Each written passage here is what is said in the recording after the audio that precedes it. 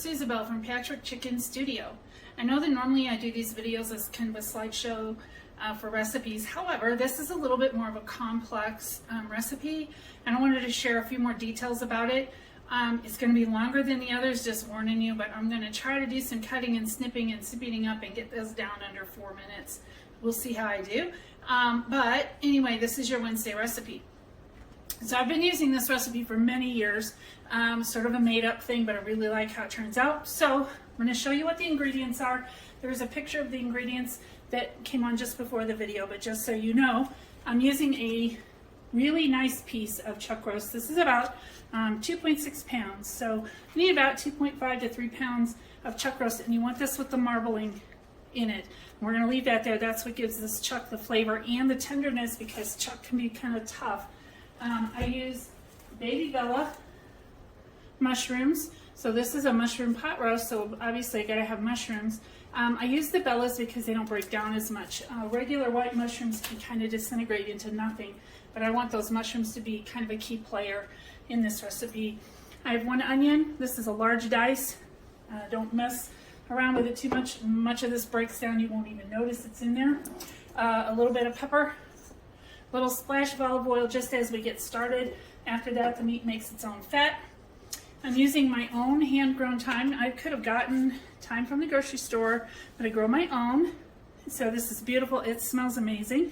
This is last year's harvest last fall. So I'll be harvesting this year, this fall, if it'll ever stop blooming. The blooms aren't good for flavor. So I'm hoping it kind of calms itself down here.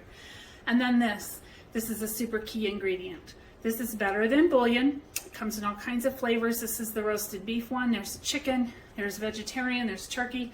I use this stuff all the time. If you don't have this in your cabinet, you need to look for it. It's usually in the soup, in the aisle with the soup and the bouillon. So anyway, those are your ingredients. I'm going to get everything set up. I'm going to get started. I do cook this in a very large, gigantic electric skillet that a friend of mine gave me, and I love it to death. You can also do this with a Dutch oven or a deep skillet. I'm talking like 6-7 inch deep skillet. You can do it that way as well. You need something with a tight lid because you need it to cook.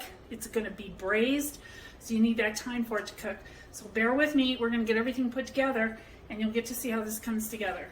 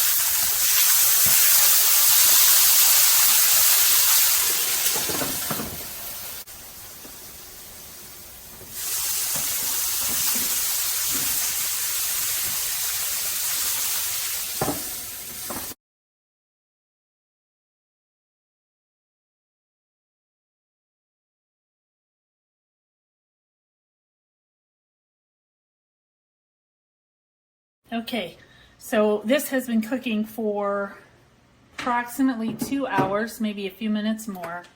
And I'm checking to see if it's fork tender, which it's getting close. It needs to cook a little bit longer, and I have, throughout this entire cooking process, continued to add more liquid. Just water, just hot water, because this cooks down. What I want to do now is to add the mushrooms.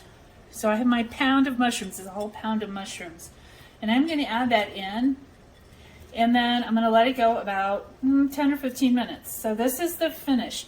If I had put the mushrooms in early, you know, like when I first started searing the meat or right after I added the liquid, I actually would have a terrible result because these would break down too far. So I want these to go ahead and simmer for about 15 minutes, and then while I'm waiting, I'm going to create a slurry with some cornstarch and water, because that's how I'm going to thicken the broth in here to get a nice gravy to go with this mushroom and chuck steak. So on to the last step. So I've removed the meat and most of the mushrooms, and I have my slurry here. This is just 4 tablespoons of cornstarch and about a cup of water. And I'm going to pour this in. And I want to go ahead and turn the heat back up. I'd actually had the heat turned off on it because you don't want that cornstarch slurry hitting something that's already boiling. It'll turn into weird dumplings. And then all I want to do really is stir this around and let it heat until it comes to boiling, and then I'm going to turn it off. So we are on the very last step. This will be a wonderful meal, and I hope you do try this.